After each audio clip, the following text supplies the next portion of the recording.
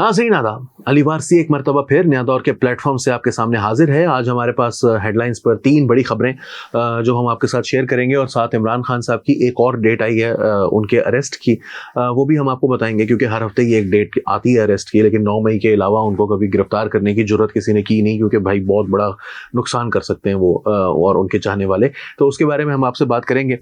इसके अलावा काजी फायजीसा साहब के खिलाफ जो क्यूरेटिव रिव्यू था वो बिल आखिर chief justice of Pakistan Umar Ata Bandial ने उसको सेट असाइड कर दिया, लेकिन दूध में मेंगनी है जिसे डाल कर देना कहते हैं, वो उन्होंने किया है। उसके बारे में, वो जो मेंगनी है उसके बारे में भी हम उनको हाईलाइट करेंगे इस प्रोग्राम के दौरान। तीसरी खबर जो कि मोहसिन दावर साहब ने एक बहुत इंपॉर्टेंट बात की है अपने इलाके के हवाले से कौमी असेंबली में तकरीर करते हुए, इसके बारे में हम आपको बताएंगे। बट फर्स्ट ऑफ ऑल सबसे बड़ी खबर जो पंजाब हुकूमत जो है वो एक मरतबा फिर एक नया जो है वो कार्रवाई डालने का फैसला किया गया, वो ये है कि जनाब अली एक जो डिपार्टमेंट ऑफ फाइनेंस है गवर्नमेंट ऑफ द पंजाब का, उसकी जानिब से एक लेटर लिखा गया है और ये लेटर जो है वो लिखा गया है डिप्टी सेक्रेटरी रेवेन्यू को, और रिक्वेस्ट जो सब्जेक्ट है वो है request for advance drawal for purchase of vehicles for the use of officers posted in the offices of, यानी कि गाड़ियां खरीदी जा रही हैं।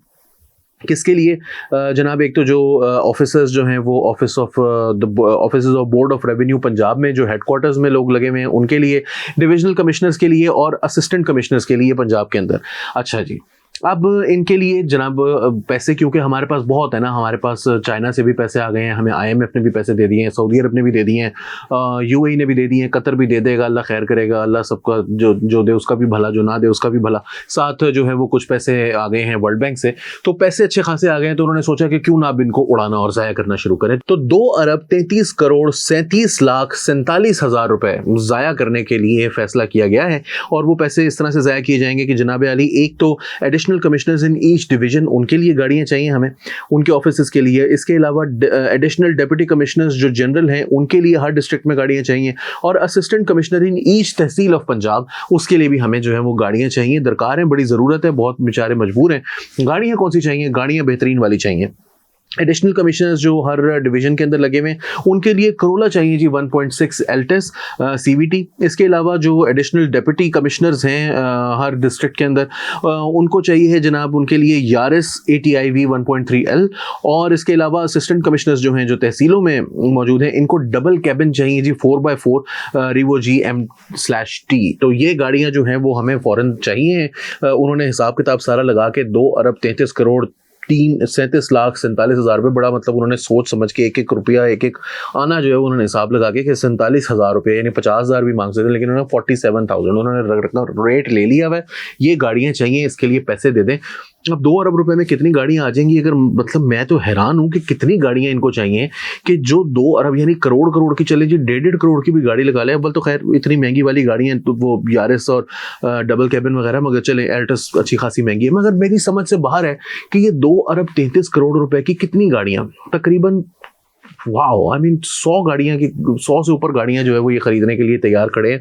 जब एक ऐसे मुल्क के अंदर मतलब ये कल्टस क्यों नहीं चला सकते? अगर मतलब गाड़ी लेनी है अव्वल तो गाड़ी मतलब इतनी ज़्यादा गाड़ियां क्या करनी है? मैं इस वक्त आप यकीन कीजिए कि मेरे सर जो है ना वो घूम रहा है इस बात को पढ़ के, इस बात को जानकर कि ये 2 अरब 33 करोड़ रुपया जी, ये 20 जुलाई की डेटेड है 2023, और इसके ऊपर जो है खालिद महमूद साहब हैं, ये PMS हैं, सेक्शन ऑफिसर हैं, इन्होंने साइन किए हुए, और ये डिप्टी सेक्रेटरी को लेटर लिखा गया, और मतलब कमाल है कि मतलब उड़ाने के लिए इतने पैसे हैं। और उन्होंने कहा कि साथ साथ जो है ना वो जो अभी असिस्टेंट कमिश्नर, यानी ऐसा नहीं है गाड़ियां हैं नहीं, अभी भी हैं, तो जो असिस्टेंट कमिश्नर से गाड़ियां ली जाएंगी वो तहसीलदारों को दे दी जाए, और उसके अलावा जो है वो ये जो है वो जल्द अज जल्द जो है वो पैसे आप ज़ाया कर दें। और इसके मुताबिक तो मतलब मैं तो हैरान हूँ कि इतने पैसों का ज़ाया जो है वो करने के लिए हमारी ब्यूरोक्रेसी के दिमाग में इतने आइडियाज़ आते कैसे हैं? इनको सिवाय अपनी गाड़ियों, अपनी बैटमैन, अपने वो नौकर चाकर, अपने अल्ले तल्लों के अलावा कुछ नहीं सूझता। This is very very disturbing, यकीन कीजिए। अगली खबर की तरफ चलते हैं। मोहसिन दावर साहब जो हैं उन्होंने एक बहुत बड़ा ऐलान किया है। वो कहते हैं कि हमारे इलाके में रियासत की रिट ख़त्म हो चुकी है। पार्लियामान के एक वफ्द के साथ मैं चीन में था जब इतला मिली कि हमारी पार्टी के एक मकामी रहनुमा और हमारे दोस्त अतीक दावड़ को टारगेट किलिंग का निशाना बनाकर शहीद कर दिया गया। इस वाक़े पर तहकीकात का मुतालबा तो हम क्या करेंगे, हमें मालूम है कि इसकी कोई तहकीकात नहीं हुई क्योंकि हमारे इलाके में रियासत की रिट तकरीबन ख़त्म हो चुकी है। ये कहना है शुमाली वज़ीरिस्तान से मुंतखब रुकन कौमी असम्बली मोहसिन दावड़ का। कौमी असम्बली के इजलास के दौरान गुफ्तगू करते हुए मोहसिन दावड़ ने कहा कि जब से मैं पार्लियामेंट का रुकन बनकर आया हूँ, बार बार इस मामले की निशानदेही कर रहा हूँ कि वहाँ हुकूमत किस तरफ, हालात किस तरफ चले गए हैं, मगर मेन स्ट्रीम पाकिस्तान के लिए ये बातें अभी भी गैर मुताल्लिका हैं। इन वाक़यात की तहकीकात तो दूर की बात है, हमें पर्चा कटवाने में भी मुश्किलात का सामना करना पड़ता है। एक बंदा है पाकिस्तान में जो रोज़ाना बैठकर कहता है कि मेरे ऊपर हमला हुआ है, बगैर कोई सबूत दिए वो कहता है कि जी पर्चा नहीं कट रहा मेरा। हम उसको रोज़ाना बैठकर सुनते हैं, लेकिन मोहसिन दावड़ की जो तकरीर है वो हुकूमत का रुकन होते हुए भी उसकी तकरीर को टीवी के ऊपर नहीं चलवाया जाता। अतीक दावड़ की तरह पिछले 5 साल में हमने अपने कई साथियों को एक एक करके टारगेट किलिंग का निशाना बनते देखा है। हमारा गिला ये है कि मेन स्ट्रीम पाकिस्तान के लिए इन वाक़यात की कोई अहमियत नहीं है। बाकी तब पाकिस्तानियों को ये वाक़यात तब हम लगेंगे जब खुदा न ख्वास्ता ये इनके घर की दहलीज तक पहुंच जाएंगे। अल्लाह ना करे, लेकिन हाँ, ऐसा मुमकिन नहीं है कि हमारे घरों की दहलीज़ों तक ना पहुँचे। जब हम उनके घरों की दहलीज़ों पर पहुँचने पर इसको या तो खामोशी से देखने पर मजबूर हैं या फिर इनको बाकायदा दहशतगर्दों का साथ देते हुए उनकी जानबूझकर इग्नोर करने के लिए हम जो है वो एक्टिवली सपोर्ट कर रहे हैं इन एक्शंस को। तो ये तकरीर जो है वो नया दौर के यूट्यूब चैनल पर, फेसबुक पेज पर मौजूद है, आप वहाँ पर मुकम्मल भी सुन सकते हैं। इसके अलावा तीसरी खबर आज की जनाब, बिल आखिर chief justice of Pakistan Umar Ata Bandial साहब ने जस्टिस काजी फायज़ ईसा के खिलाफ जो क्यूरेटिव रिव्यू है वो बिल आखिर फारिग कर दिया है। इससे पहले कुछ माह पहले आपको याद होगा कि अटॉर्नी जनरल साहब जो हैं वो गए थे और उन्होंने बंदयाल साहब को जाकर बताया था कि जनाब हम ये केसेस वापस लेना चाहते हैं, हमारे केस हमें वापस कर दें, तमाम जो पिटिशंस हैं हम उनको वापस लेना चाहते हैं। लेकिन बंदयाल साहब ने फॉर सम रीज़न इनको अपने पास ही रखा था, उन्होंने देने से इनकार कर दिया था। तो बहरहाल अब उनके ऊपर उन्होंने डिटेल रीजनिंग देते हुए, वैसे तो वो सिंपली कह सकते थे कि जी ये ख़त्म हो गए केसेस, 2 लाइनों का फैसला आ सकता था बकौल सीनियर कोर्ट रिपोर्टर हसनात मलिक के, लेकिन उन्होंने अच्छी खासी डिटेल में जो है वो कहानी अपनी डाली है। तो उसके अंदर जो उन्होंने आखिरी बात की है वो बहुत इंपॉर्टेंट है। उन्होंने कहा कि जी वो जो तमाम पिटिशंस थी वो तो हमने अपेलेंट से वापस ले ली हैं, जो तमाम कानूनी तकाजे थे वो पूरे हो चुके थे, इस वजह से इसके अंदर क्यूरेटिव रिव्यू की कोई गुंजाइश नहीं बचती थी। इसके बावजूद ये 2-3 साल वहाँ पड़ा रहा। लेकिन उन्होंने कहा the result is however without prejudice to what has been noted above, जो कुछ मैंने ऊपर कहा है उससे कतई नजर that the pendency of the proceedings of the presence of a party is not necessary for the court to exercise suo motu jurisdiction, के जब चाहे सुप्रीम कोर्ट जो है वो किसी भी केस के ऊपर ज्यूरिसडिक्शन उसकी मौजूद है कि वो सो मोटो एक्सरसाइज कर सकती है। All that is required for the court to act is cognizable information, जो इन्फॉर्मेशन अगर कोर्ट के पास मौजूद हो तो वो अपने ही किए गए फैसले के ऊपर जो है वो नजरसानी कर सकती है 184(3) के तहत उसने अगर कोई फैसला किया भी हो।